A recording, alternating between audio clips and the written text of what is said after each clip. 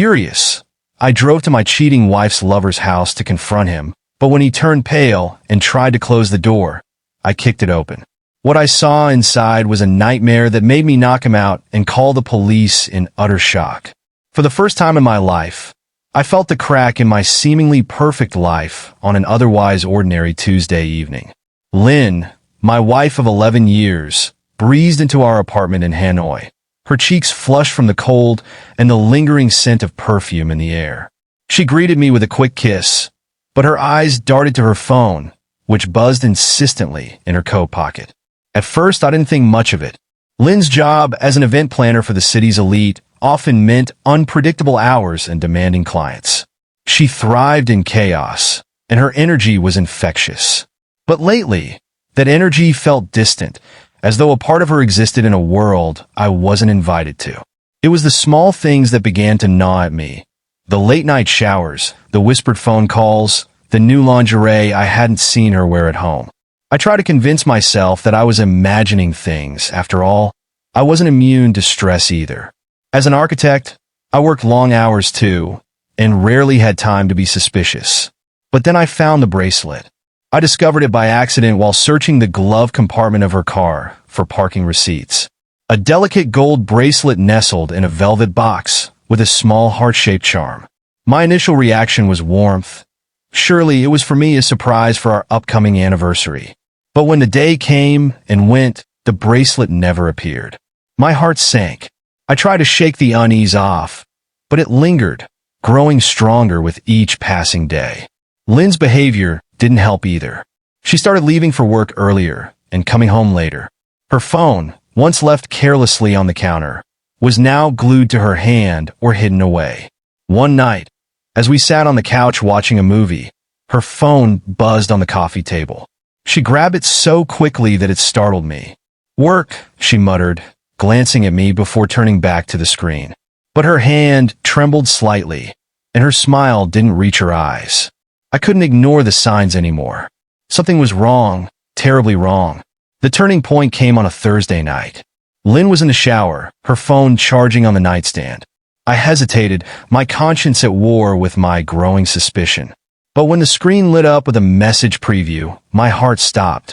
"Miss you already, gorgeous. Friday can't come soon enough. Quan." I stared at the message, the words searing into my brain. Quan, the name was vaguely familiar.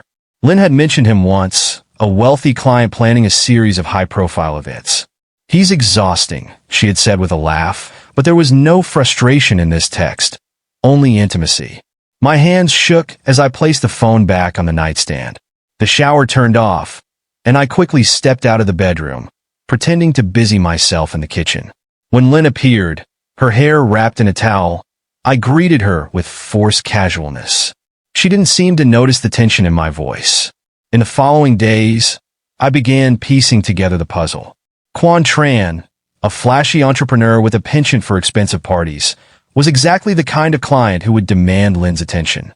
But the text suggested something far beyond a professional relationship. I decided to follow her on Friday evening. Lynn dressed impeccably in a sleek black dress, heels that accentuated her long legs, and a hint of red lipstick. "Client dinner," she said, avoiding my gaze as she kissed me goodbye. As soon as she left, I grabbed my car keys and followed her. My hands gripped the steering wheel tightly as I trailed her through the cobblestone streets of Hanoi. The city lights blurred in my peripheral vision. All my focus was on the silver car ahead of me. She pulled into the driveway of a sprawling villa on the outskirts of the city. The house, all glass and steel, loomed like a monument to excess in the night. I parked a safe distance away, watching as she walked to the door. Quan greeted her with a grin, his hand lingering on her back as he ushered her inside. The betrayal hit me like a punch to the gut. I sat in my car for what felt like an eternity, my mind racing with anger and disbelief. Finally, I made a decision. This wasn't over. I needed answers, and I was going to get them, no matter what it took. The next evening, I found myself standing at the front door of Quan's villa. My heart pounded as I pressed the doorbell, the chime echoing through the cold night air. My mind replayed 100 different scenarios, confronting him, demanding the truth, or simply unleashing the fury that burned inside me. After a few tense moments, the door opened. Quan stood there, his sharp features illuminated by the glow from inside, a glass of wine in hand. But his confident demeanor faltered the moment he saw me. His face turned pale, his arrogance shattered, replaced by fear. "Fook," he said, his voice strained. "What are you doing here?" "You know exactly why I'm here," I said, stepping closer. "Where's Lynn?" "She's not here," he said quickly, his voice rising slightly. "You're mistaken." "Mistaken?" I took another step forward, forcing him to backpedal. "I followed her here last night, Quan. Don't lie to me." He tried to slam the door, but I jammed my foot against it. With a burst of strength, I shoved it open and stepped inside. Quan stumbled back, his composure crumbling. "You need to leave," he said, his voice trembling. "Then make me understand," I shot back. "Where is she?" His eyes darted toward the hallway, betraying him. I followed his gaze and saw a door at the end of the hall slightly ajar. Something about the way he panicked told me the answers I sought were behind that door. I moved toward it. Quan lunged at me, grabbing my arm. "Don't go in there," he shouted. I shoved him off me, adrenaline surging. "Stay out of my way," I growled and kicked the door open. The sight that greeted me was something I could never have prepared for. The door slammed into the wall, revealing a dimly lit room thick with tension. The air smelled faintly of sweat and stale cologne. My heart raced as my eyes adjusted to the darkness. Lynn sat in the corner, her arms bound behind her back and her mouth gagged. Tears streamed down her face, her makeup smudged, her dress, the same one she wore for client dinners, wrinkled and torn at the hem.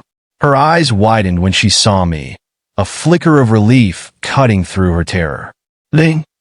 I rushed to her, my hands trembling as I tried to free the knots around her wrists. "What the hell is going on?" I demanded, shaking as I untied her. Through the gag, she whimpered, shaking her head frantically as if trying to warn me. Before I could process her reaction, a shadow loomed behind me. Quan had lunged at me, raising a heavy candlestick high.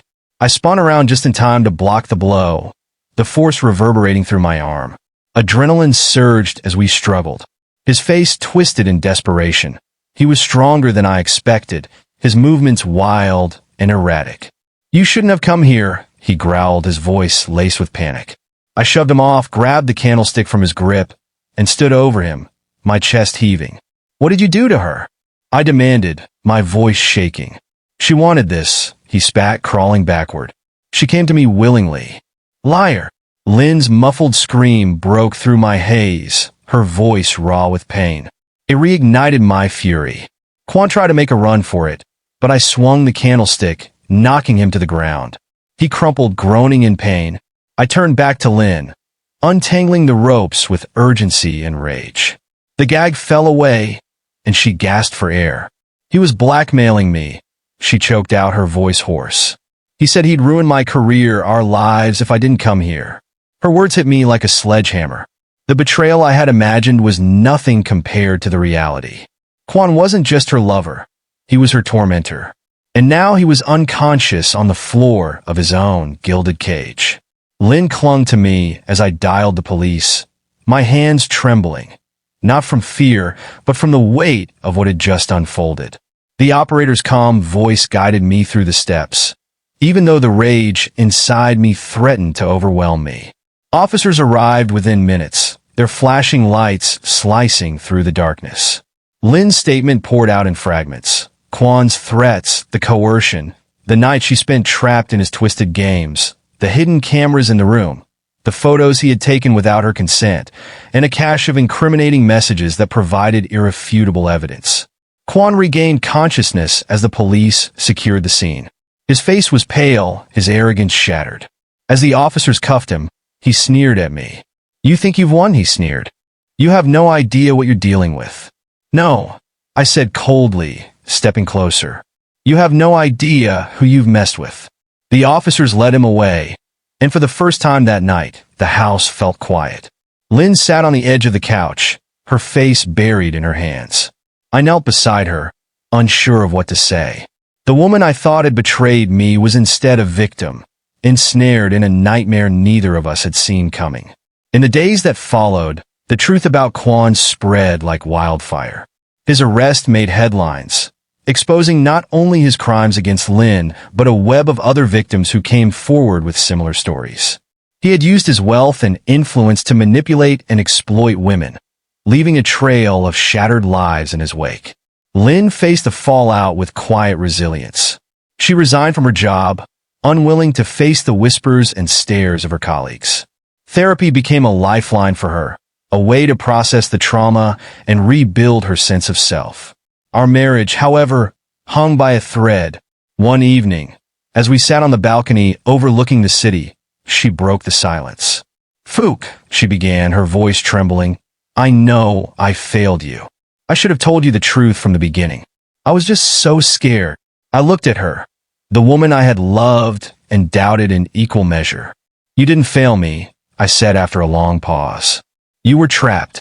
But trust takes time to rebuild." She nodded, tears spilling onto her cheeks. "I'll do whatever it takes," she whispered. In the weeks that followed, we took small steps toward healing, but something had changed in me. The anger that once consumed me had transformed into a steely determination, not just to rebuild our lives, but to ensure that Quan faced every consequence of his actions. Months later, I stood outside Quan's villa. The property, once a symbol of his arrogance, now sat vacant. The grass had grown wild, and the polished windows were streaked with dust. His empire had crumbled, his assets seized, his name dragged through the mud.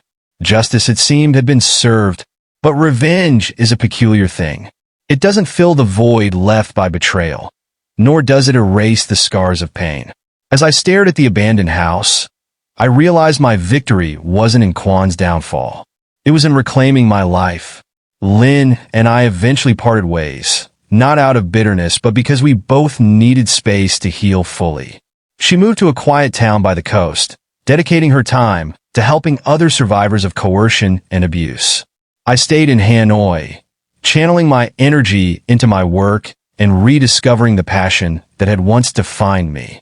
One evening, I found myself walking along the Red River. The city lights shimmered on the water, and the path felt like a distant echo, a chapter closed but not forgotten. I thought about Lin, about the love we shared and the trials we endured, and then I let it all go, like the river carries away fallen leaves. As the breeze rustled the trees, I whispered to myself, true justice isn't about revenge. It's about finding peace. With that, I turned and walked away, ready to embrace the next chapter of my life.